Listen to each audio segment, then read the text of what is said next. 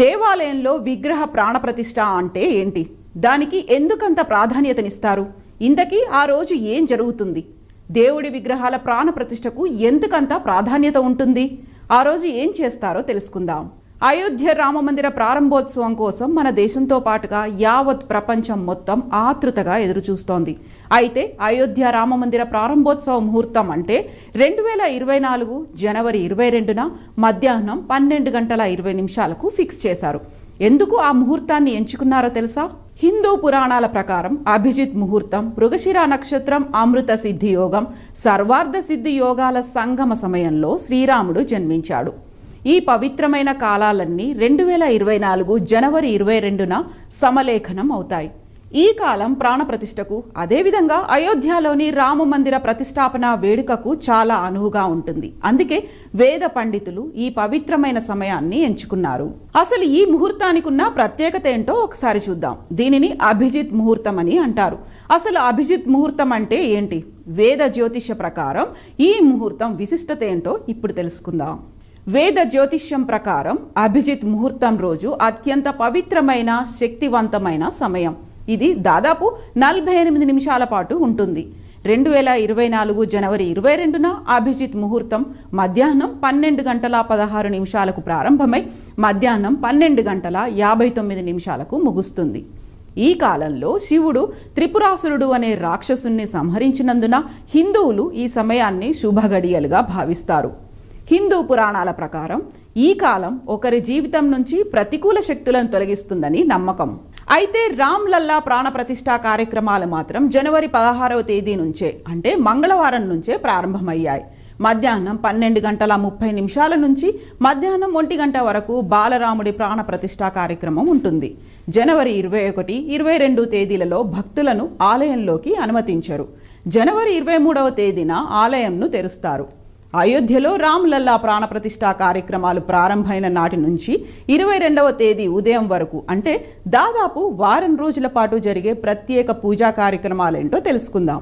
16వ తేదీ ప్రాయశ్చిత కర్మకుటి పూజ, అంటే ఆలయ నిర్మాణ సమయంలో ఏదైనా తప్పు జరిగితే క్షమించాలని ఆ శ్రీరాముణ్ణి వేద పండితులు కోరుతూ తప్పులను మన్నించమని చేసే పూజ అన్నమాట.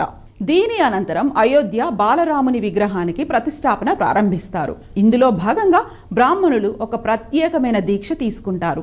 ఎంతో నిష్ఠతో చేసే ఈ పూజా కార్యక్రమానికి ఎన్నో ఆచార వ్యవహారాలు, సంప్రదాయ పద్ధతులు పాటిస్తారు.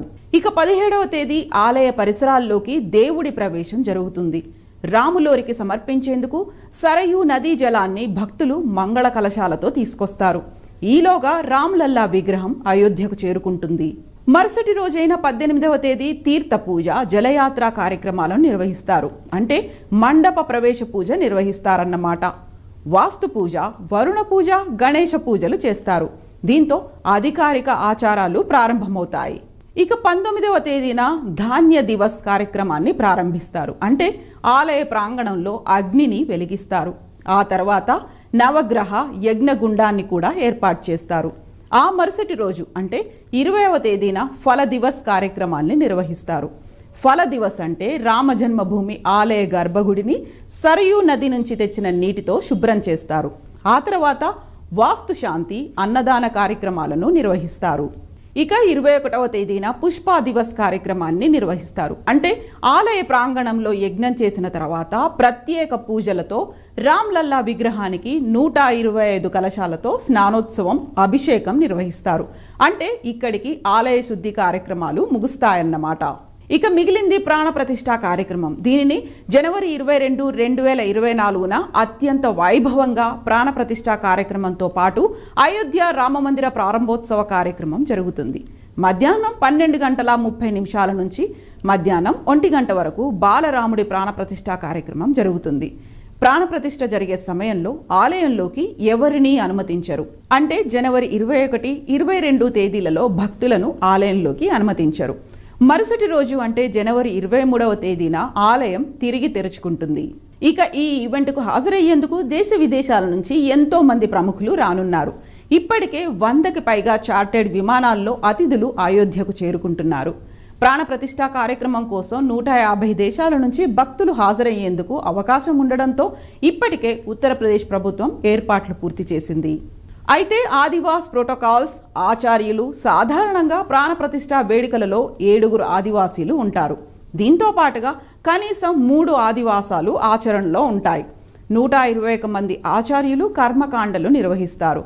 శ్రీ గణేశ్వర శాస్త్రి ద్రవిడ్జీ అనుష్ఠానం అన్ని కార్యక్రమాలను పర్యవేక్షిస్తూ యాంకరింగ్ కూడా చేస్తారు. ఇక విశిష్ట అతిథులుగా దేశ ప్రధానమంత్రి నరేంద్ర మోదీ, రాష్ట్రీయ స్వయం సేవక్ సంఘ్ పూజనీయ సర్ సంఘ చాలక్ మోహన్ భాగవత్జీ, ఉత్తరప్రదేశ్ గవర్నర్ ఆనందీబెన్ పటేల్, యూపీ ముఖ్యమంత్రి యోగి ఆదిత్యనాథ్, ఇతర గౌరవనీయుల సమక్షంలో ప్రాణప్రతిష్ఠ నిర్వహించబడుతుంది. ఇక్కడ ఇంకొక విశేషం ఏంటంటే భారతీయ ఆధ్యాత్మికత గొప్ప వైవిధ్యానికి ప్రాతినిధ్యం వహిస్తున్న ఈ కార్యక్రమంలో వివిధ పాఠశాలలు, సంప్రదాయాలు, విభాగాలకు చెందిన ఆచార్యులు, 50 కంటే ఎక్కువ ఆదివాసీ, గిరివాసి, తతవాసి, ద్వీపవాసి, గిరిజన సంప్రదాయాలకు చెందిన వ్యక్తులతో పాటు ఆతిథ్యం ఇస్తారు. చారిత్రాత్మక తరుణంలో కొండలు, అడవులు, తీర ప్రాంతాలు, ద్వీపాల నుంచి గిరిజన సంఘాలు ప్రాతినిధ్యం వహిస్తాయని, ఇది ఇటీవలి దేశ చరిత్రలో ఒక ప్రత్యేకమైన చేరికను సూచిస్తుందని ట్రస్ట్ తెలిపింది. ఇక అయోధ్య రామయ్య పాదాల చెంత 108 అడుగుల భారీ అగరబత్తిని వెలిగించారు. రామయ్యకు తమ గ్రామం నుంచి ఏదైనా కానుక ఇవ్వాలని భావించిన గుజరాత్లోని వడోదర తర్సాలి గ్రామం ఈ 108 అడుగుల అగరబత్తిని తయారు చేసింది. ఈ భారీ అగరబత్తి కారణంగా రాముడికి రోజు ధూపం వేయాల్సిన పని కూడా తప్పుతుందని గ్రామస్తులు అంటున్నారు. విహాభాయ్ అనే రైతు ఈ అగరబత్తిని తయారు చేశారు.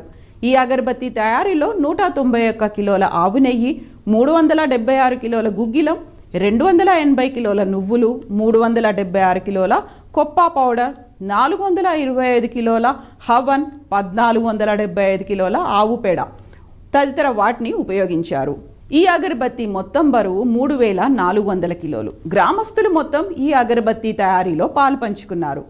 అయోధ్య చేరిన ఈ అగరబత్తిని శ్రీరామ్ జన్మభూమి తీర్థక్షేత్ర అధ్యక్షుడు మహంత్ నృత్యగోపాల్ దాస్ సమక్షంలో వెలిగించారు. ఇక రామ జన్మభూమి అయిన పవిత్ర అయోధ్య నగరంలో నిర్మించిన రామ మందిరంలో మరో అద్భుతం ఏంటంటే ఆలయంలో బంగారు తలుపులు ఏర్పాటు చేయడం. అంటే అవి 1, 2 కాదు, ఏకంగా 46 బంగారు తలుపులను ఏర్పాటు చేశారు.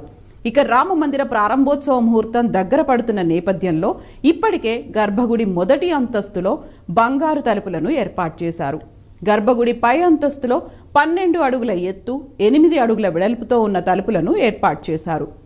రామాలయంలో మొత్తం 46 తలుపులు ఏర్పాటు చేయగా వాటిలో 42 ద్వారాలకు బంగారు పూత పూయనున్నట్లుగా యూపీ ప్రభుత్వం తెలిపింది. అంతేకాకుండా అయోధ్యకు వచ్చే అతిథులకు బహుమతులను ప్రదానం చేయనున్నారు ట్రస్ట్ నిర్వాహకులు. వచ్చే అతిథుల కోసం 2 బహుమతులను ఇవ్వనున్నారు. ఒక బాక్సులో లడ్డూ ప్రసాదం ఉంటుంది. స్వచ్ఛమైన